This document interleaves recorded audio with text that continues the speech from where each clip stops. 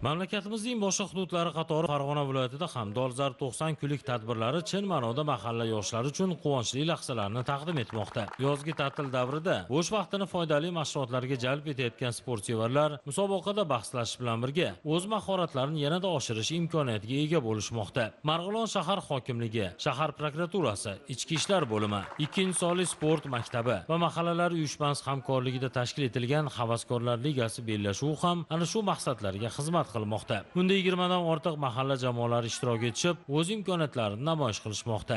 E'tiborlisi, an'anaviy tarzda uyushtirilayotgan bu kabi musobaqalarda marg'ilonlik futbol sevarlarining alohida namuna ko'rsatishayotgani boshqa hudud yoshlarini ham futbolga bo'lgan qiziqish va intilishlarini kuchaytirmoqda. Musobaqaning dastlabki kunidanoq shiddatli bahslar boshlandi. Mahalla yoshlarining maydondagi namunali harakatlari, chiroyli taktikalarga asoslangan o'yinlarni namoyish qilishlari, ularni professional o'yinchilardan sira qolishmasliklarini amalda ko'rsatdi. Ayniqsa Yangi bog', Mashhad, Baland masjid kabi jamoalarning tezkor va aniq harakatlari muxlis va mutaxassislarda katta taassurotlar qoldirmoqda. Yakuniy natijalar bilan keyingi dasturlarimizda tanishtiramiz.